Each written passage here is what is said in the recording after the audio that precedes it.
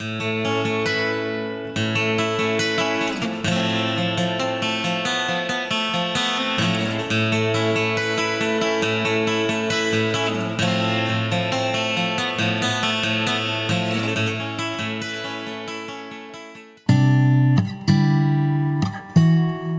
I left home at the age of 18, I was on my dream trip to Alice Springs, where I'd always wanted to go.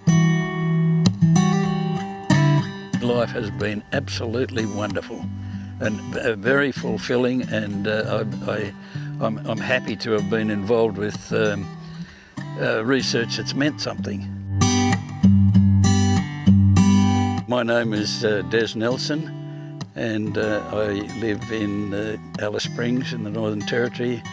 I've been in the Territory for 60 years this year, and I began my work in the Territory as a jackaroo on a cattle station, but then I became involved with scientific work in the fields of chemistry and botany and plant ecology.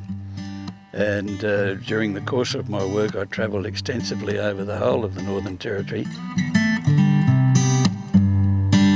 I came up on the Gann 3-foot 6 line to Alice Springs, 3 days and 2 nights.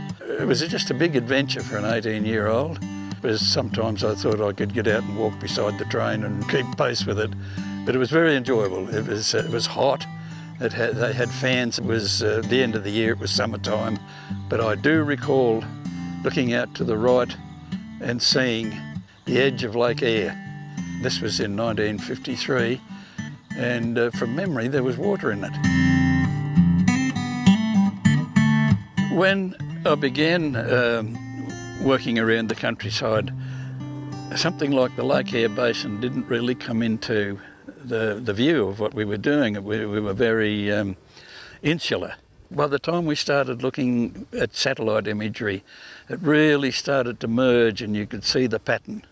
The variability of it, like here, this sand dune country, how different it is from the mulga country and the Gidgee country, the open plain woodland country, and it's this great big drainage that goes down to the Lake Eyre country, like a big body full of its veins and arteries. I had always been of the opinion that you shouldn't name plants after people. You should name them after something to do with the physiology of the plant or the site from where it came from. Todd River Station had been eaten bare around all the bores, but there was one bore right down the bottom of the station which had never been used, and it was the station owner himself who came in to tell us. He said, "I'm going to put my cattle right down on the bottom on this bore called a Therida bore." He said, "Do you want to go down there and have a look before I put the cattle there?" Spent a few days down there collecting everything in this area, in particular from a nice little acacia.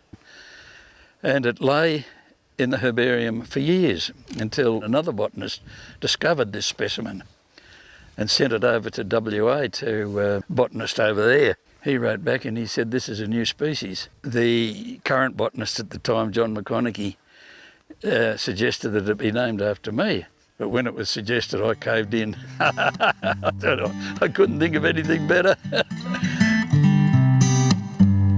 When the drought broke in 1966, we had the most fantastic display of wildflowers, and we're not going to see it again because all that wildflower country is dominated by bufflegrass. When it burns, it'll kill trees that a native vegetation fire wouldn't kill. When I went to Elkida as a jackaroo, I was 18, and we had about 70, 75 Aluwara Aboriginal people lived on the place. Jack Spratt was the head stockman. Well, Jack had a wind-up gramophone, 78 RPM, whatever it was, with old cowboy songs, and I became their disc jockey. And I used to put these records on and we'd sing and yodel and go on. I really took to being friends with them, and they showed me bush tucker and all that sort of thing. I'd go out with them when they were tracking, and just such a happy lot of people. Eventually they just came up to me and they said, "We've been giving you a skin name, Young Warrior." And I said, "Oh, good day." And so they used to call me that while I was there.